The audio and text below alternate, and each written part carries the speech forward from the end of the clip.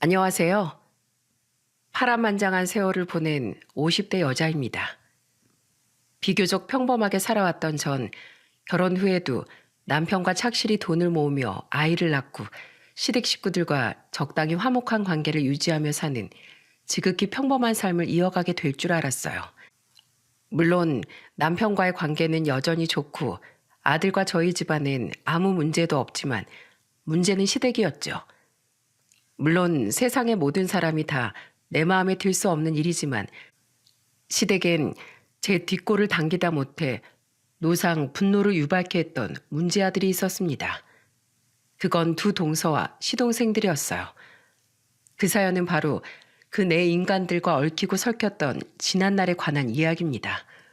그리고 그들의 이야기와 더불어 마찬가지로 잊을 수 없는 시부모님과의 추억까지 덧붙여 사연을 풀어보도록 하겠습니다. 저는 소개팅으로 만난 2살 많은 남편과 3년을 연애하고 35살에 결혼했어요. 평범한 회사원이던 저와 달리 남편은 큰 한정식집을 운영했죠. 어릴 적부터 음식을 직접 만들어 대접하는 일이 좋았다던 남편은 대학에서 식품 관련 학과를 전공한 뒤 여러 식당에서 일해보고 메뉴 연구도 한 뒤 자기 한정식집을 차렸다고 해요. 물론 평범한 메뉴들도 많았지만 남편이 개발한 퓨전 스타일의 정갈한 한식은 젊은 층의 손님들 또한 사로잡았기에 남편의 식당은 꽤나 장사가 잘 됐죠. 꿈을 향해 끊임없이 노력해 성공을 쟁취한 남편이 저는 굉장히 멋지다고 느꼈습니다. 저희 부모님과 두 오빠 또한 좋은 사람을 만난 것 같다며 결혼을 흔쾌히 허락해 주셨습니다. 결혼 후 저는 친정 부모님보단 시댁 식구들과 훨씬 자주 왕래하며 지냈어요. 친정은 먼 지방인 반면 시댁은 저희 신혼집과 멀지 않은 같은 서울이었거든요. 시댁엔 시부모님과 두 시동생, 막내인 시누이가 함께 살고 있었습니다. 시동생들과 시누이는 각각 남편과 나이 차이가 무려 6살, 8살, 10살까지나 났습니다. 시어머니가 남편을 낳은 후 2번이나 유산해 동생들과 나이 차이가 꽤나 났던 거죠. 우리 새아가 왔니? 여보, 애들 왔어요. 어머니, 아버지 조금 전에 슈퍼 간다고 나가셨잖아요. 작은 형한테 아버지 지갑 좀 챙겨다 드리라고 직접 말씀까지 하셔놓고 또 깜빡하셨어요? 시어머니는 뭔가를 굉장히 자주 깜빡하는 분이셨어요.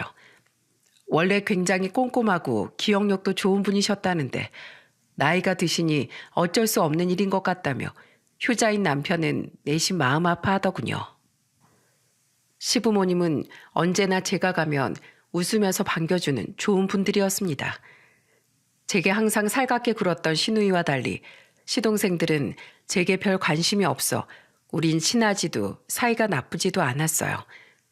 다만 젊은 시절 주식으로 돈을 많이 모으셨다던 시아버지께 종종 돈을 타가는 모습이 썩 보기 좋지 않았죠. 그들이 요구하는 건 주로 모자란 카드값이나 용돈 등이었는데 다 커서 부모님께 용돈 드리지 못할 망정 그러고 싶냐는 남편의 타박에 큰 시동생은 이러더군요. 형은 돈을 잘 버니까 우리처럼 박봉받고 중소기업 다니는 월급쟁이들이 살기 얼마나 빠듯한지 모르는 거야. 그리고 아버지 5층짜리 빌라 건물도 하나 가지고 계시고 가진 돈도 많으신데 이 정도는 도와주셔도 티도 안 나. 어릴 적 하루에 밥 한 그릇 먹기도 힘들 정도로 가난하게 사셨다던 시아버지는 철없는 시동생들의 요구를 웬만하면 들어주셨습니다. 또한 시아버지는 바리스타였던 시누이가 직접 자기 카페를 개업하고 싶다고 했을 때 선뜻 창업 자금을 먼저 내어주며 통 큰 면모를 보이기도 하셨어요. 저 모아둔 돈 있어요, 아버지. 진짜 괜찮대도 그러시네. 안다 알아. 그래도 그런 목돈은 그냥 가지고 있어. 이 애비가 능력이 될 때 자식한테 한 푼이라도 더 도와줘야지. 저는 결혼한 지 1년 뒤 아들을 낳았습니다. 제가 결혼한 지 3년 뒤 큰 시동생은 2살 어린 동서와 결혼을 했고 그 이듬해엔 작은 시동생 또한 결혼을 했습니다. 그런데 알고 보니 두 동서는 원래부터 친구 사이더라고요. 큰 시동생의 연애 시절에 큰 동서가 작은 시동생에게 네일샵을 운영하던 자기 친구를 소개시켜 준 거죠. 나이 차이가 꽤 있었던 저희 남편 빼고 2살 터울이었던 두 시동생은 원래 둘이선 자주 붙어 다녔거든요. 그런데 큰 동서는 첫 결혼 1년 동안은 시댁에 적응 못하고 불편해하더니 자기 친구가 동서로 들어오자 그때부터 둘이 꼭 붙어 다니더군요. 문제는 동서들이 매번 집안일엔 손 하나 까딱하기 싫어하고 돈 잘 버는 남편 둬서 좋겠다며 매번 대놓고 저를 질투했다는 겁니다. 그것까진 그러려니 하겠는데 시부모님이 듣는 앞에서 시동생들에게 야, 너 하며 일을 시키질 않나. 명절 음식을 하다가 하기 싫다며 음식을 바닥에 던져버리질 않나. 작은 시동생이 결혼한 지 1년 만에 집안 분위기는 동서들 때문에 개판이 됐습니다. 저와 남편이 화를 냈지만 동서들은 들은 척도 하지 않았고 꽉 잡혀 살던 시동생들은 고개만 푹 숙이더군요. 결국 화가 폭발하신 시어머니께서 며느리로 살기 싫으면 시부모님 또한 산후조리원 비용이나 아기 용품이니 아무것도 지원해주지 않겠다고 소리치자 그제야 동서들은 깨갱하더라고요. 특히 큰애를 낳은 후 직장을 그만뒀던 큰동서는 돈 이야기가 나오자 죄송하다며 쩔쩔맸죠. 그런데 제가 결혼한 지 7년하고도 몇 달이 됐을 때 시댁엔 아주 가슴 아픈 시련이 닥쳤습니다. 바로 시어머니가 중증 치매 진단을 받으신 거예요. 그전부터 시어머니는 깜박하는 증상 외에 돌연 심한 치매 증상들을 보이셨는데 처음 치매 진단을 받은 이후 급격히 증상이 악화되셨던 거죠. 중증 진단을 받을 당시 시어머니는 남편의 얼굴도 거의 알아보지 못하셨어요. 결국 시어머니께서 화장실도 가리기 힘들어하고 시아버지가 없을 때 집에 가스불로 불까지 낼 뻔하자 시아버지는 어쩔 수 없이 시어머니를 요양원에 보낼 수밖에 없으셨습니다. 저와 남편은 시아버지와 함께 일주일에 한 번은 시어머니를 보러 갔어요. 한 해 전 결혼하면서 지방으로 내려간 시누이는 자주 내려오지 못해 전화로 시어머니 안부를 제게 자주 묻곤 했죠.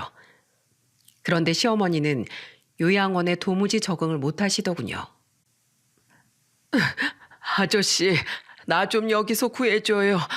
여긴 악마들 소굴이에요. 시어머니는 우리가 갈 때마다 우릴 붙들고 내보내달라고 애원하셨습니다. 처음엔 입원해 계신 요양원이 안 맞나 싶어 다른 요양원으로 옮겨드렸는데 또다시 그러시기에 의심이 가서 우린 병원 CCTV까지 확인했어요. 하지만 요양원 관계자들은 악마는커녕 시어머니께 머리채를 잡혀도 인상 한번 찡그리지 않을 정도로 봉사정신이 투철한 분들이었죠. 결국 시어머니는 2번이나 요양원을 옮기셨는데 마지막 요양원에서 침대에 묶여있기까지 한 시어머니를 보고 우리는 기함을 했습니다. 저희 어머님을 왜 묶어두신 거예요? 죄송해요. 저희도 정말 그러고 싶지 않았는데 할머니께서 자꾸 다른 환자들을 때리고 괴롭히고 못하게 하면 저희한테까지 폐악을 부리셔서 방법이 없었어요. 심지어 자기 몸까지 해치려고 하셨어요. 너무 참담한 마음에 우린 눈물을 참지 못했습니다. 결국 그날 집으로 돌아온 전 남편에게 먼저 시댁으로 들어가 시어머니를 직접 모시고 살자고 말했죠. 차마 얼마나 남았을지도 모르는 시어머니의 남은 생을 침대에 묶인 채 보내게 해드리긴 싫었거든요. 그렇게 우린 집을 팔고 시댁에 합가를 했습니다. 저는 2호점까지 내서 정신없던 남편 대신 시어머니의 간병을 위해 일을 그만두었고 남편과 시아버지는 제게 몇 번이나 고맙고 미안하다며 눈물을 흘렸습니다. 그 뒤 전 시어머니가 돌아가시기 전까지 무려 5년 동안 시어머니를 보살폈습니다. 어머니 왜 이러세요? 나쁜 년. 내가 분명히 지갑을 베개 밑에 숨겨두고 잤는데 없어졌어. 우리 영감이 그러는데 네가 가져가는 거 다 봤대. 내 돈 내놔. 제가 무슨 돈을 가져가요? 이것 좀 놓으세요. 저 어머니 며느리예요. 여보, 얼른 어머 머리 놔. 조용하게 낮잠 잔다 싶었더니 언제 또 부엌에 있는 어머한테 왔어? 미안하다 어머마. 정말 미안하다. 솔직히 쉽지 않은 시간이었습니다. 괴롭힐 요양원 환자들이 없어지자 시어머니는 하필 저를 표적으로 삼아 괴롭히셨어요. 시어머니를 목욕시킬 땐 몇 번이나 뜨거운 물을 뒤집어 써야 했고 시어머니의 기저귀를 갈다 대변이 묻은 기저귀로 얼굴을 막기도 했죠. 어머님, 저 너무 힘들어요. 아줌마, 왜 울어요? 여기 피가 나요. 누가 괴롭혔어요? 내가 호호해 줄게요. 한 번은 밥 먹은 지 1시간도 안 돼서 왜 밥을 안 주냐며 제게 포크를 던진 시어머니 탓에 팔에 피가 나기도 했어요. 그런데 그 사이 또 순한 어린애가 된 시어머니는 제 옆에 다가와 다친 부위를 호호하고 불어주시더라고요. 그 모습에 치매가 걸리기 전 늘 다정했던 시어머니의 모습이 떠올라 시어머니를 끌어안고 대성통곡을 하기도 했네요. 그렇게 어찌저찌 살아가는 와중에 두 시동생과 동서들은 멀리 사는 시누이만큼도 얼굴을 디밀지 않더군요. 시어머니께서 5개월간 요양원을 3군데나 전전할 때도 딱 2번 얼굴을 보이더니 말입니다. 시어머니를 제가 모신 뒤 처음 맞는 명절에도 동서들은 치매가 심해진 시어머니가 가까이 오기만 하면 대놓고 짜증을 내고 몸소리를 쳤습니다. 화가 난 제가 시어머니를 감싸며 목에 핏대를 세우고 화를 내도 동서들은 죄송하다고 하긴커녕 입만 삐죽거렸죠. 시아버진 그 모습을 보고 이럴 거면 이 집에 발도 들이지 말라며 호통을 치셨는데 그제야 동서들은 죄송하다고 웅얼대더군요. 그런데 바로 그날 두 서방님과 동서들은 시아버지께 돈을 해달라는 부탁을 하더라고요. 뭐?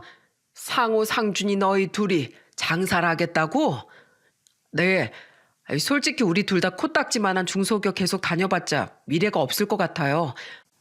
그래서 말인데 저희 둘이 같이 형 같은 퓨전 한식 레스토랑 한번 차려보려고요. 상현이야 식당 차리기 전에 준비를 어마어마하게 했다지만 너희 라면물도 제대로 못 맞춘 애들이 무슨 식당이야. 돈은 모아놨고. 요즘엔 인터넷에 레시피도 잘 나와 있고 재수 씨 아는 지인이 꽤 이름 있는 식당을 하는데 잘 나가는 메뉴 레시피도 몇 개 돈 받고 좀 알려주겠대요. 식당 해보자는 거 우리 집사람이랑 재수 씨 아이디어거든요. 그리고 돈은 솔직히 저희들 사정 아시잖아요, 아버지. 우리 집사람은 애들 보면서 재취업 안 돼서 아직 주부고 재수 씨도 요즘 네일샵에 손님이 많이 없어서 가게 월세만 겨우 내고 있고요. 애들도 형넨 1명인데 우린 둘씩이나 돼서 돈 모으기 너무 힘들었어요. 그래서 말인데요, 아버지. 저희 창업 자금 좀 지원해 주시면 안 될까요? 뭐? 아니 돈도 못 모으고 무슨 창업을 하겠다는 거야? 그러니까 아버지가 좀 도와줬으면 좋겠다는 거죠. 솔직히 아버지, 막내 카페 창업할 때도 막내가 됐다고 했는데도 도와주셨잖아요. 그 카페 잘 돼서 막내가 지금 이사간 지방에서 전보다 더 크게 카페 하고 있는 거 아니에요? 저희도 도와만 주시면 충분히 형처럼 잘 될 수 있어요.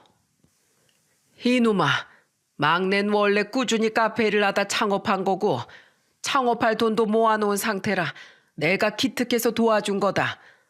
근데 너흰 단순히 지금 하는 일이 싫어서 창업하려는 것 같은데 망하지 않는다고 어떻게 자신하니? 저희 진짜 잘할 수 있어요. 그리고 저희 원래는 큰형한테 큰형 식당 3호점 우리가 내게 해달라고 부탁했었는데 큰형이 거절했어요. 요리의 요자도 모르는 우리한테 자기 식당 이름 내걸게 할 수는 없다고요. 진짜 형제끼리 돕지 못할 망정 너무하지 않아요? 내가 뭘 너무해? 잘 다니던 회사 때려치우고 배우고 준비하는 시간도 없이 대뜸 창업하겠다는 거 장사 아주 우습게 보는 거야. 사람들은 맛있는 걸 먹고 싶어서 기꺼이 돈을 내고 식당에 오는 거라고. 돈을 받으려면 그만한 책임감을 가져야지. 한다니까 응원은 하겠다만 너희가 원하는 대로 내 가게 이름을 빌려주거나 공짜로 레시피 개발해 주는 건 난 못해. 그리고 돈도 없으면서 창업하겠다고 그 난리를 쳤던 거야? 너희 내가 예전부터 말했지? 아버진 봉이 아니라고. 그럼 뭐 어쩌라고? 평생 이렇게 밑바닥 인생으로 살라고? 형이 도와주지 않을 거면 초치지나 마. 동서들은 옆에서 괜히 저를 째려보며 맞아요 하고 맞장구를 치더군요. 결국 시아버지는 시동생들의 창업을 도와주셨습니다. 시누이는 도와줬는데 시동생들만 안 도와주기도 좀 그러셨다면서요. 그래도 좋은 마음에 팔아주려고 아들과 남편과 함께 저는 그 식당을 방문했었는데 메뉴들을 보고 기겁을 했네요. 뭐야, 거의 메뉴 이름까지 우리 식당하고 똑같잖아. 가게 이름만 다르다 뿐이지 완전 죄다 갖다 베꼈네. 남편 가게 없는 메뉴들이 몇몇 있긴 했지만 대부분 남편 가게에 있는 메뉴들로 구성되어 있더라고요. 남편의 가게는 주로 정식 코스로 판매가 된다면 시동생들의 가게는 그 코스 요리들을 전부 단품으로 판매하고 있다는 것 하나만 달랐죠. 심지어 레시피를 모르니 대충 흉내를 내본 모양인데 음식에선 듣도 보도 못한 희한한 맛과 조미료 맛만 가득했어요. 베낀 건 둘째치고 맛이 없는데 식당이 제대로 될 리가 있겠습니까? 가게를 차린 지 6개월도 되지 않아 시동생들은 장사가 안 된다며 다시 시아버지를 찾아와 징징댔죠. 아버지, 저희 한 번만 더 도와주세요. 네? 장사가 안 돼서 월세만 내도 완전 적자예요. 재수 씨 아는 지인이 이번에 아예 새로운 메뉴를 개발해서 레시피 넘겨주겠대요. 대신 좀 비싼 값에 사오기로 했는데 그렇게 몇 개만 더 사다 모으면 다시 가게 살릴 수 있을 것 같아요. 처음엔 거절하셨던 시아버지는 시동생들이 동서들까지 대동하고 다시 찾아오자 또 돈을 해주셨습니다. 큰 돈을 들여 창업한 가게니 그냥 망하게 두는 것보단 하는 데까지 해보게 하는 게 낫겠다 싶으셨다네요. 하지만 그렇게 돈을 들여도 장사가 계속 안 되는지 창업한 지 3년 사이 시동생들은 그 뒤로도 무려 4번이나 시아버지께 돈을 뜯어갔습니다. 결국 5번째로 시동생들이 찾아왔을 때 시아버진 화가 폭발해 시동생들을 내쫓아 버리셨죠. 너희들 엄마가 어떻게 지내는진 한번 제대로 들여다보지도 않고 가끔 찾아와 사는 얘긴 죄다 돈 얘기뿐이냐? 내가 비싼 아파트 못 해줘도 전셋집 하나씩은 해줬는데 결혼한 뒤에도 애들 조기 교육비가 어쩌고 생활비가 어쩌고 너흰 내가 그냥 돈으로만 보이냐? 부모로서 돈 해주는 것도 정도 것이지. 너희들 하는 행동에 이젠 내 처지가 분해서 이가 갈린다. 또 돈 얘기 꺼낼 거면 2번 다시 여기 찾아오지 마라. 알았어? 아버지, 그래도 썩 꺼져 이 고얀 놈들. 내가 아주 후레 자식들을 키웠어. 그 뒤로도 몇 번이나 시동생들은 시아버지께 전화를 걸었던 것 같아요. 하지만 시아버지는 소리를 지르며 전화를 끊어버리셨죠. 어이없게도 시동생들과 동서들은 그 뒤 정말로 시댁엔 발길도 하지 않았어요. 돈 이야기가 아니면 아픈 시어머니고 뭐고 볼 일 없단 소리였죠. 기가 차서 제가 동서들에게 전화를 걸었는데 그때 큰동서는 제게 앙칼진 말투로 이러더라고요. 그럼 남편이 안 간다는데 제가 혼자 거길 왜 가요? 아버님이 오지 말랬다잖아요. 뭐 어쩌라고요? 우리 요즘 다행히 식당도 다시 잘 돼서 돈 빌릴 필요도 없거든요. 옛날부터 더럽게 혼자 착한 며느리인 척하긴. 안 그래도 명절마다 치매 시어머니 상대하느라 짜증났는데 이참에 어머님 안 봐도 되고 오히려 전 좋네요. 앞으로 볼 일 있으면 제 남편한테 전화하든 하고 저한텐 전화하지 마세요. 작은 동서는 아예 제 전화를 받지도 않았습니다. 제가 동서들 얘기를 하며 화내니 남편 또한 화난 목소리로 이러더군요. 내버려둬. 나도 그놈들한테 전화해봤더니 뭐 아버지한테 실망했다느니 어쨌다느니 개소리만 늘어놓잖아 이 개자식들. 아버지도 차라리 걔들 눈에 안 보이는 게 속이 편하다고 하시고 나도 그런 놈들 더 이상 동생 취급하고 싶지도 않아. 알아서들 살라고 해. 다시 시동생들과 동서들을 마주하게 된 건 그로부터 약 1년 뒤 돌아가신 시어머니 장례식 때였습니다. 부모님의 장례식이니 연락은 해야겠다 싶어 남편이 연락을 했던 거죠. 임종 전에 시동생들을 부르지 못한 건 아무런 전조 증상 없이 시어머니가 새벽에 아무도 모르게 잠들듯 돌아가셨기 때문이에요. 원인은 급성 심정지였습니다. 때문에 옆에서 주무시고 계시던 시아버지를 포함한 그 누구도 시어머니의 임종을 지키지 못한 거죠. 저와 남편, 시아버지와 심지어 당시 13살이던 저희 아들까지 슬픔에 젖어 있는데 발인을 마친 날 시동생들은 시아버지께 다가와 눈치를 보며 이러더라고요. 저 아버지, 혹시 어머니 앞으로는 재산 같은 거 없었죠? 그들의 뒤로 동서들은 잔뜩 기대하는 눈빛을 보내고 있더군요. 시동생들과 동서들은 장례를 치르는 내내 슬퍼하긴커녕 눈물 한 방울 내비치지 않았는데 결국 그들의 목적이 유산이었던 겁니다. 시아버지는 짚고 계시던 지팡이를 마구 휘두르며 그 네 연놈을 쫓아내버리셨어요. 이 금수들아, 너희들이 인간이니? 그래, 없었다. 떨어질 콩고물이나 있나 궁금해서 왔나 본데 바라는 게 없어서 실망스럽겠구나. 불쌍한 사람, 저런 놈들을 낳고 미역국을 먹었다니. 썩 사라져라 이것들아. 2번 다시 내 눈앞에 뛰지도 마. 시아버지 말과 이곳엔 차마 적지 못했지만 엄청난 신우의 욕설에 시동생들은 죄송하다는 말 한마디 없이 잔뜩 실망한 기색으로 동서들과 사라지더라고요. 남편이 쫓아가서 주먹을 날리려던 걸 저런 놈들한테 손대면 합의금 뜯어내겠답시고 법적으로 지저분하게 얽히게 된다며 신우의 남편이 심해부가 막아섰죠. 그 뒤 3년 동안 우린 완전히 네 사람과 연락을 끊고 지냈습니다. 시어머니를 잃은 마당에 자식들과 영영 인연까지 끊겼으니 저는 상심한 시아버지가 걱정됐어요. 매일 집안에서 소리치고 울고 떼쓰던 시어머니가 안 계시니 집안은 상대적으로 굉장히 정적으로 느껴졌는데 저도 공허하고 쓸쓸한 마당에 시아버지 심정은 오죽하실까 싶었죠. 아버님, 아범도 직원 한 명이 못 나온 데서 저녁 늦게까지 집에 못 온대고 우리 영민이도 친구들이랑 놀다가 늦게 들어온다는데 오늘 저랑 둘이 데이트 나갔다 오실래요?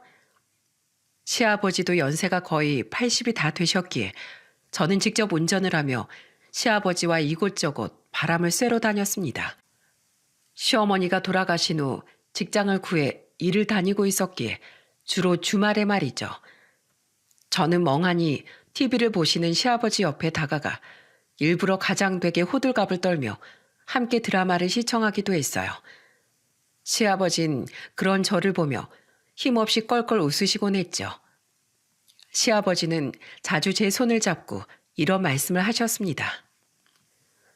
네가 아니었으면 우리 집사람이 얼마나 외로운 생을 보내다 갔었겠니. 게다가 상현이 말고 누가 늙고 힘없는 날 이렇게 위해줬겠어. 내가 항상 너한테 많이 고마워하는 거 잊지 말아다오. 시아버진 시어머니가 돌아가신 지 2년 뒤엔 급격히 몸이 약해지셨어요. 그렇게 1년 동안 노화로 인해 서서히 힘을 잃어가던 시아버지는 마지막엔 음식조차 잘 넘기지 못하시더군요. 남편 가정 걱정이 되어 시아버지를 병원에 모시고 갔는데 의사의 권유로 입원한 뒤 시아버진 결국 82년 세월의 마지막을 그곳에서 맞이하게 되셨습니다. 가족분들을 불러 마지막 시간을 가지셔야 할 것 같습니다. 시아버지는 아직 의식이 있으셨지만 서서히 생명이 꺼져가는 모습이 눈에 보이더군요. 그리고 시아버지는 시누이를 먼저 부른 우리에게 이렇게 말씀하셨죠. 상호랑 상준이 좀 불러다오. 그것들도 자식이라고 마지막 순간이 되니 얼굴은 한번 보고 가고 싶구나. 임종 직전인 시아버지의 말씀을 어떻게 거절하겠습니까? 남편은 큰 시동생에게 3년 만에 전화를 걸었어요. 그리고 무뚝뚝한 말투로 이렇게 말하곤 전화를 끊었죠. 웬일이냐고? 나도 너 같은 놈한테 전화하고 싶지 않았어. 아버지가 위독하셔. 그래도 자식이라고 너랑 상준이를 찾으시네. 걔한테도 연락해서 병원으로 얼른 와. 그래도 아버지라고 임종은 지키려고 했는지 남편이 전화를 한 지 채 2시간도 되지 않아 시동생들과 동서들은 병원에 도착했더라고요. 비록 조카들은 데려오지 않았지만 지방에서 올라오고 있던 시누이보다 먼저 말이죠. 그런데 도착하자마자 동서들이 시아버지께 뭐라고 말했는지 아십니까? 아버님, 저희랑 올해 왕래 안 했다고 혹시 유산 적게 나눠주시려는 건 아니죠? 저희는 오고 싶었는데 오지 말라고 한 건 애초에 아버님이니까 괜히 돈으로 치사하게 구시면 안 돼요. 아셨죠? 재산 분배는 똑바로 해주세요. 맞아요, 아버님. 오늘 내일 하시는 마당에 심보를 곱게 쓰고 가셔야 천국도 가고 어머님도 만나지 않겠어요?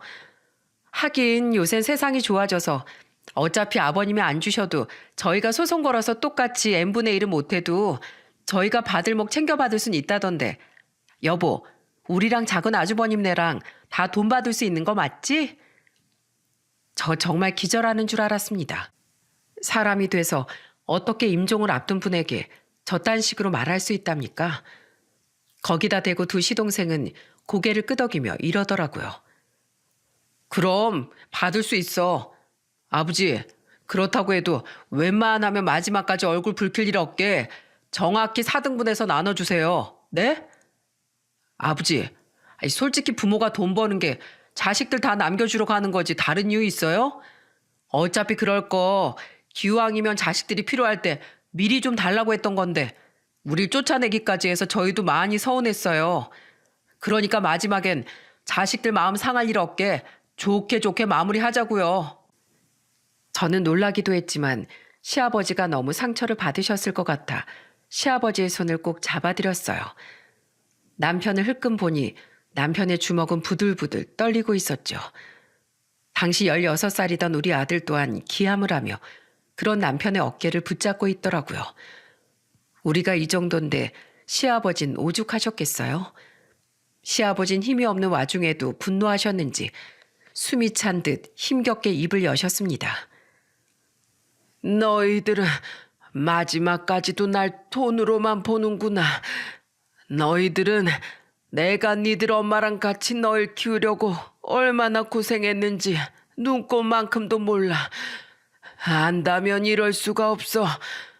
원래 이 정도까진 아니었는데 결혼한 뒤로 너흰 눈에 띄게 변했다. 게다가 며느리들 말에 현혹돼 식당을 차린 뒤론 그저 돈, 날 돈으로만 봤지. 며느리들 치맛바람에 쌓여가지고 부모도 못 알아보는 너희들은 더 이상 내 자식도 아니다. 그래도 평생 키운 정이 있어 마지막으로 한 번은 보고 싶었는데 얼굴 봤으니 됐다. 가라. 그래도 마지막 모습 봤으니 미련 없이 갈 수 있겠구나. 저는 시아버지의 눈물을 가만히 닦아드렸습니다. 시아버지의 마지막 원망에도 눈 하나 깜빡 않고 시동생들은 오히려 비아냥대며 이렇게 말하곤 동서들과 함께 병실을 나서려고 하더군요. 네, 알았어요. 끝까지 우린 미운 자식이다 이거죠? 야, 가자. 아버지, 설마 작은 형하고 저한테 돈 한 푼 안 남겼다고 해도 어차피 우린 법적으로 우리 목 받아낼 수 있어요. 그래도 혹시나 싶어서 물어보려고 와봤는데 역시는 역시네요. 말씀하시는 거 보니까 우린 형하고 막내랑 똑같이 못 받을 것 같은데 뭐 최소한의 몫은 법으로 받을 수 있으니까 신경 더 안 쓸게요.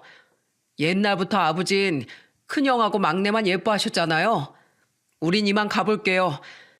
장례식 때 영정사진으로나마 다시 봬요. 여보, 가자. 잠깐, 다들 거기 좀 서봐요. 그리고 그들을 불러세운 사람은 바로 저였습니다. 도저히 그 내 연놈을 그대로 보낼 수가 없겠더라고요. 인연을 끊긴 끊더라도 그 내 인간들에게 욕이라도 한 바가지 해야 속이 후련할 것 같았죠. 저는 시아버지의 손을 놓고 일어나 그들을 향해 똑바로 마주선 채 속사포처럼 말을 내뱉기 시작했어요. 이 싸가지 없는 연놈들아. 니들 오늘 아버님만 아니었으면 멀쩡히 두 발로 이 병실에서 못 걸어 나갔을 줄 알아. 알았어? 사람도 아닌 것들이 사람처럼 두 발로 걸어 다니는 거 꼴보기 싫어서라도 내가 아주 곤죽을 냈을 거라고. 뭐라고요? 형님, 지금 그거 우리한테 하는 말이에요? 미치셨어요? 미쳤어.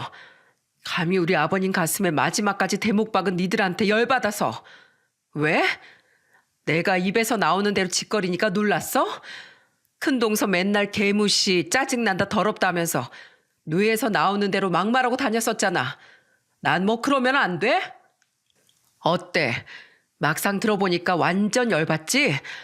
난 오죽했을까? 그것도 원래 꼴 보기 싫었던 하나도 아닌 둘한테 그딴 소리 듣고 있었는데. 어머, 둘이요? 지금 제 얘기하는 거죠, 큰형님? 말 조심해요. 뭐 말이면 다인 줄 알아요? 그렇게 생각해? 잘 됐네. 그걸 이제라도 깨달아서. 명심해 이것들아. 내뱉는다고 다 말이 아니고 두 발로 걸어 다닌다고 다 인간이 아니야. 바로 너희들처럼. 싸가지 없이 어디서 아버님한테 치사하다느니 하늘에서 어머님을 만나느니 어쩌느냐 하는 소리를 하고 있어. 확 주둥이를 째버릴라. 동서들이 할 줄 아는 게 뭐야? 돈 잘 버는 남편 만나서 좋겠다고 나 시기 질투하는 거? 자기들은 능력도 없으면서 뒤에서 살살 남편들만 꼬여내서 시아버지 돈 뜯어내는 거? 그것도 아니면 부모 자식 간에 일간질하면서 인연 끊어놓는 거? 어디 그것들 중에 하나라도 자랑스러우면 동네방네 떠들어봐. 못하지? 사실 동서들도 알지? 자기들이 모렴차고 뻔뻔한 인간인 거. 너희 같은 인간들 최후는 내가 아주 잘 알아. 평생 남탓만 하고 살다가 주위 사람들 다 끊기고 남의 것만 욕심내다가 자기가 가진 것도 다 잃고 평생 빈털터리로 살게 될 거야. 형수님, 말이 너무 심하신 거 아니에요?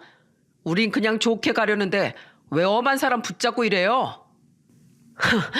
엄해요? 누가 엄해요?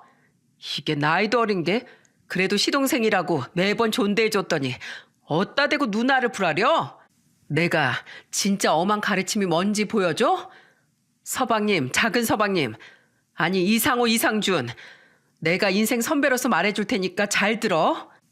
평생 니들 위해서 조건 없이 그 큰 돈을 턱턱 내줄 사람이 너희들 인생에 아버님 말고 앞으로 또 있을 것 같아? 아니? 너흰 지금 욕심하고 여자에 눈 멀어서 니들 인생을 그 누구보다 걱정했던 마지막 한 사람의 애정을 짓뭉개 버린 거야. 그런 너희들한텐 앞으로 1000벌이 100번은 더 내려줘도 모자라다고. 너희들한테 내려질 1000벌 중에 가장 큰 벌이 뭘지 내가 예언해 줄까? 니들 아내라는 저 인간들처럼 가진 거 다 잃고 땅을 치면서 후회할 때 그제야 비로소 마지막까지 그래도 자식이라고 너희를 보고 싶어 했던 아버님이 그리고 평생 너희들의 사랑으로 길러주신 어머님이 떠오를 거야. 그제야 후회하겠지. 기댈 곳 하나 없을 때 어머님 아버님이 보고 싶어서 땅을 치고 울겠지. 그때 아무리 목나 울어봐라. 니들 주위에 누가 남아있나. 이 버러지 같은 것들아. 이제 난 할 말 다 했으니까 나가. 꼴도 보기 싫어. 화가 나서인지 시아버지가 안타까워해서인지 모르겠지만 화를 내는 와중에도 눈물이 줄줄 흘렀습니다. 마구 삿대질을 하는 저를 보며 시동생들은 입만 떡 벌리고 있었죠. 그런데 그때 갑자기 욕을 잔뜩 얻어먹으니 분했는지 큰동서가 제 머리채를 잡더군요. 야, 네가 여기서나 맏며느리지. 밖에 나가면 그냥 노땅 주지. 자꾸 누구 인생을 망할 거라고 저주해? 안 그래도 내가 너 벼르고 있었는데 맛 좀 봐라. 이런 말하긴 그렇지만 저 키 157에 60kg 나가는 덩치 있는 여자입니다. 창피하지만 아들 낳고 쪘던 살이 여태 잘 안 빠져 더 찌지만 않게 유지 중이었거든요. 그런 제가 그런 말라깽이한테 당하겠습니까? 저는 머리털 뽑힐 각오하고 큰 동서를 발로 뻥 하고 차버렸어요. 맞은 데가 꽤나 아팠는지 큰 동서는 순식간에 손에 힘이 풀린 채 나가 떨어졌죠. 네가 먼저 내 머리채 잡았다. 이거 정당방이야. 작은 동서는 그것도 친구라고 병실 문 앞까지 튕겨져 나간 큰 동서에게 달려가더군요. 그냥 나가긴 뭔가 분했는지 두 시동생은 주춤대며 저를 노려봤는데 그런 제 앞을 막아선 사람이 바로 제 남편이었습니다. 남편은 화를 꾹 참으며 시동생들의 뒷목을 한 손에 하나씩 잡아들곤 이렇게 말했죠. 너희들, 내가 가만히 있으니까 가만히 갔지? 내가 말로 할 때 조용히 돌아가. 아버지 조용히 보내드리고 싶으니까 지금 잡힌 뒷목부터 아작나고 싶지 않으면 가라고. 알았어? 이 길 가다 벼락 맞을 놈들아! 남편은 시동생들을 획 밀어 병실 밖으로 내쫓아 버렸습니다. 두 동서는 남편들이 쫓겨나자 허둥지둥 그 뒤를 따라 도망갔죠. 그제야 저는 화를 가라앉히고 눈물을 흘리고 계시는 시아버지께 사과드렸어요. 죄송해요, 아버님. 이런 모습 보였으면 안 되는데 제가 너무 화가 나서 그만.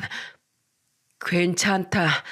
네 성품이 워낙 곱고 따뜻해서 그런 거 내가 다 안다. 나 대신 시원하게 화내줘서 고맙구나, 어머마. 그 뒤 시아버지는 얼마 버티지 못할 거라던 의사의 말과 달리 무려 8일 뒤에 조용히 세상을 떠나셨습니다. 마지막으로 눈을 감고 계신 모습이 마치 마지막만은 편안히 가셨던 시어머니 얼굴과 겹쳐 보여 뜨거운 눈물이 흘렀죠. 시동생들과 동서들은 우리와 말 한 번 안 섞으면서도 장례식장을 3일 내내 지켰어요. 웬일인가 했더니 장례식이 끝난 후 내 연놈은 자기들에게 들어온 부조금을 장례 비용으로 한 푼도 내지 않고 모조리 가져갔죠.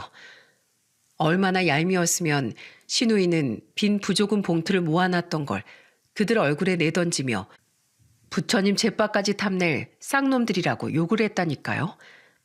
시아버지의 사망 신고를 마친 후 저는 생전 시아버지께서 제게 알려주신 변호사님께 연락을 드렸습니다. 시아버지는 언젠가 자신이 세상을 떠나게 되면 연락해보라며 돌아가시기 6개월 전 제게 변호사님의 번호를 알려주셨거든요. 그땐 시아버지께서 벌써 스스로 임종을 준비하시는 것 같아 슬픈 마음에 유산에 관한 문제는 여쭤보지도 않았죠. 서울 외곽에 있는 시아버지 명의 5층짜리 빌라 세입자 문제로 처음 시아버지를 만났었다던 변호사님은 자식들이 모두 모인 자리에서 시아버지 유언장을 공개했습니다. 시아버지는 저와 남편이 모두 출근했던 어느 날 혼자 변호사님을 찾아가 친필 유언장을 작성하셨더라고요. 법적인 문제가 없도록 변호사님께 일일이 물어가며 아주 꼼꼼하게 작성을 하셨다고 해요. 그곳엔 시아버지의 인감도장까지 확실히 찍혀 있었죠. 시아버지는 5층 건물을 처분한 돈과 모든 재산을 시누이와 남편에게 절반씩 남기셨습니다. 그리고 두 시동생에겐 각각 단돈 3천만 원을 물려주셨죠. 이병철님께선 이런 말씀도 남기셨어요. 마음 같아선 두 아드님께 한 푼도 주기 싫은데 남은 손주들이 걱정돼서 학비라도 남겨주고 싶다고요. 마지막까지 이병철님께선 남은 손주들만은 많이 걱정하신 겁니다. 장난해요? 3천? 아버님 해도 너무하신 거 아니에요? 여보, 우리 작은 서방님이랑 같이 소송 걸자. 이건 너무 터무니없는 금액이잖아. 이걸 누구 코에 붙이라고? 아, 진짜 아버지 끝까지 우릴 물먹이시네. 변호사님, 우리가 법적으로 받을 수 있는 유류분 청구 소송인가 뭔가 그거 하면 아버지 유산 이거보단 더 받을 수 있죠? 네? 소송 거시는 건 자유죠. 근데 그동안 두 분이 부친 게 여러 번 받아간 금액이 상당하다고 들었습니다. 그게 다 미리 두 분께 준 증여재산으로 분류돼서 아마 돌려받을 수 있는 금액은 없으실 겁니다. 어떻게 당신이 받을 수 있을 거라고 큰 소리 뻥뻥 쳤잖아. 소송을 해도 돈을 더 받기 힘들 거라는 변호사님의 말에 우습게도 그 자리에서 내 연놈은 말싸움을 벌이더라고요. 이후 시동생들은 정말로 우리에게 소송을 걸었지만 변호사님의 말처럼 돌려받을 수 있는 금액은 한 푼도 없었습니다. 그렇게 소송이 마무리된 후 그들과 인연을 끊고 살고 있는데 시아버지가 돌아가신 지 햇수로 3년이 지난 얼마 전 작은 시동생에게 전화가 걸려오더군요. 받지 않으려다가 무려 4번이나 울리기에 빨리 받고 끊으려고 저는 전화를 받았어요. 여태 번호를 차단 안 한 제 자신에게 짜증이 났죠. 형수님, 전화 받아주셔서 감사해요. 큰형은 제 전화 무조건 안 받아줄 것 같아서 형수님께 이렇게 연락했어요. 다름이 아니고 제가 진짜 돈이 급해서 전화드렸어요. 저 사실 아버지 돌아가실 때 저희 식당이 진짜 완전 망하기 직전이었거든요. 그래서 진짜 돈이 급해서 아버지 유산으로라도 막으려고 했는데 그게 안 돼서 가게 망하는 것만이라도 막아보려고 저랑 작은 형이랑 대출까지 엄청 받았어요. 예전에 아버지가 마지막으로 돈 못 빌려준다고 했을 때 어떻게든 가게를 살려보려고 방법을 찾다가 다른 동네에서 유명했던 식당 메뉴를 그대로 따라했거든요. 레시피 몰라도 가서 직접 먹어보고 나름대로 맛도 흉내내서요. 근데도 손님이 안 오길래 몰래 간판도 상호명도 거기 비슷하게 바꿨었어요. 법적으로 걸리지 않는 범위 내에서요. 그래서 손님도 끌고 오고 숨통이 겨우 튀었는데 아버지 돌아가시기 몇 달 전에 그 가게 사장이 우리한테 소송을 걸었어요. 근데 그 소송에서 질 것 같으니까 아예 그 사장이 인터넷 커뮤니티랑 커뮤니티에 우리 식당을 고발하는 글을 죄다 올려놨더라고요. 처음에 그래봤자 어쩌겠어 싶었는데 사람들이 이런 가게는 혼나야 된다면서 불매운동을 엄청 하기 시작하더라고요. 그래도 꾸역꾸역 버텼는데 작년부터는 어떻게 알았는지 형 한정식집 이야기까지 올라왔다니까요. 저 가게 처음 오픈했을 때부터 그랬다. 상습범이다. 자기가 좋아했던 식당이랑 메뉴가 비슷해서 먹어봤더니 맛은 최악이었다 하면서 누가 폭로를 했어요. 그 뒤에 줄줄이 폭로글이 이어지면서 저희 가게 유리창에 누가 라카 스프레이로 꺼지라느니 도둑들이라느니 이상한 글을 줄줄이 써놓고 문 닫으라고 포스트잇 붙이고 가고 하는 통에 완전히 장사 말아먹고 얼마 전에 문 닫았어요. 그래도 우리 남편은 그때 동생들이라고 참고 그냥 넘어가줬는데 그 짓거리를 또 했다고요? 가게 문 닫아도 싸네요. 그래서 뭐 지금 나한테 돈을 빌려달라고요? 그래도 망하기 전엔 돈 좀 벌었다면서요? 그게 작은 형수님이랑 우리 집사람이 워낙 사치가 심해서 그 둘 사치 감당하느라 작은 형이나 저나 거의 모아둔 돈이 없어요. 그래도 가게 문 닫고 작은 형은 오토바이 배달일 하면서 입에 풀칠을 하는데 문제는 저예요. 사실 제가 식당이 망할 것 같으니까 아버지처럼 주식으로 돈 좀 벌어보려고 집 담보로 대출까지 받아서 투자를 좀 했거든요. 진짜 확실한 정보라고 작은 형이 정보를 줘서요. 근데 그게 대폭 떨어져서 겨우 샀던 집까지 다시 날리게 생겼어요.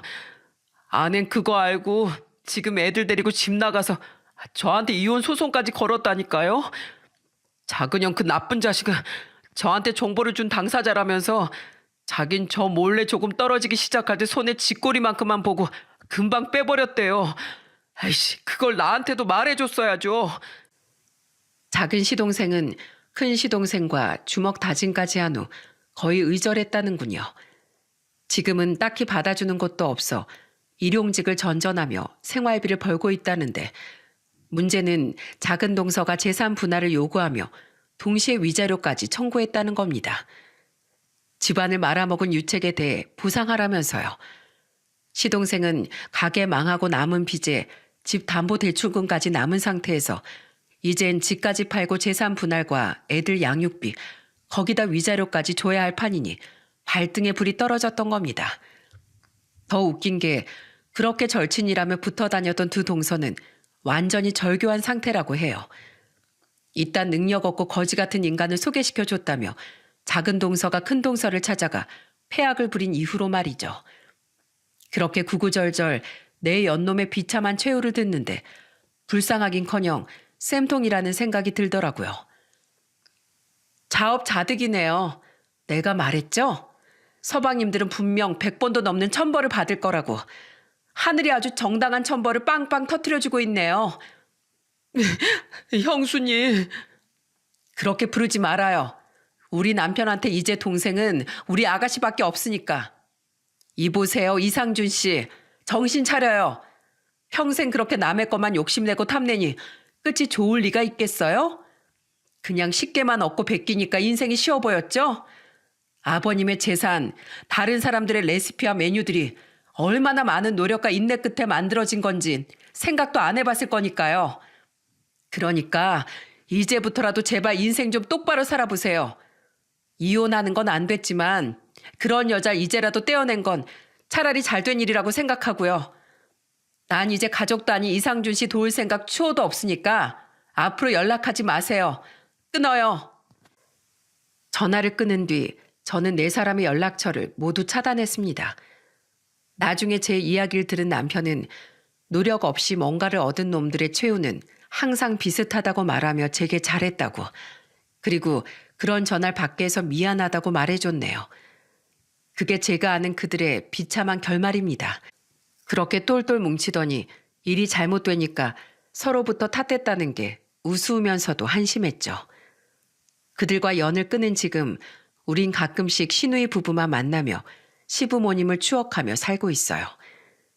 저는 여전히 직장을 잘 다니고 있고 남편의 식당은 성황리에 운영되고 있죠. 저와 남편 그리고 올해로 고3이 되는 아들은 여전히 시부모님과 함께 살던 집에 살고 있습니다. 두 분이 돌아가신 지도 꽤나 지났는데 아직도 가끔씩 환청이 들리는 듯해요. 어머마하고 저를 다정하게 부르던 시아버지 목소리와 저를 자주 힘들게 하셨어도 가끔 정신이 돌아올 때마다 미안하다며 펑펑 우시던 시어머니의 서글픈 울음소리가 말이죠. 비록 시동생들과 동서들 때문에 화도 많이 나고 시어머니를 모시던 시간이 힘겹긴 했지만 다시 시간을 되돌린다고 해도 저는 기꺼이 두 분의 맏며느리가 되고 싶네요. 두 분께서 저를 얼마나 아껴주셨는지 또 두 분이 얼마나 좋은 분들이셨는진 가장 예쁨을 받았던 제 자신이 누구보다 잘 알고 있으니까요. 저는 앞으로도 남편과 아들과 함께 그리운 시부모님을 추억하며 고령의 나이에도 아직 정정하신 친정 부모님께 더 많은 시간을 쏟으며 살아갈 예정입니다. 시부모님을 떠나보내고 나니 이제 정말 큰오빠와 함께 살고 계신 친정 부모님과의 시간도 얼마 안 남았음을 절절히 깨달았거든요. 세월이 흘러감에 따라 자꾸만 이별을 준비해야 하는 것이 서글프지만 만남이 있으면 끝도 있는 것이 어쩔 수 없는 인생의 슬픔이자 아름다움이기도 한 거겠죠. 여러분, 이렇게 제가 사연을 보내게 된 이유는 가지지 못한 것을 욕심내는 사람은 욕심에게 언젠간 잡아먹히는 법이라는 말을 하고 싶어서입니다. 남의 것을 탐하는 사람에게 질투란 자연스럽게 따라오는 것이고 욕심은 사람을 안다라고 조급하게 만들다가 결국 사리 분별까지 제대로 하지 못하게 변화시키죠. 그렇게 결국 눈이 멀고 가족이든 누구든 탐욕을 위한 도구로만 생각하게 되니 끝내 스스로 화를 자초하게 되는 것 같아요. 마치 제 동서들과 시동생들처럼 말입니다. 남의 것은 한없이 좋아 보이지만 그것을 얻기까지 그 사람이 얼마나 많은 인고의 시간을 보냈을지 깊게 생각해 보면 욕심에 잡아먹히는 일은 없을 거라고 생각해요. 그러니 우리 모두 욕심을 멀리하고 내가 걸어가는 길에 최선을 다하는 삶을 살았으면 좋겠습니다. 그리고 그 끝엔 다른 그 누구의 것보다 멋진 결과가 여러분을 기다리고 있길 바랄게요. 제 긴 사연을 들어주셔서 정말 감사드립니다.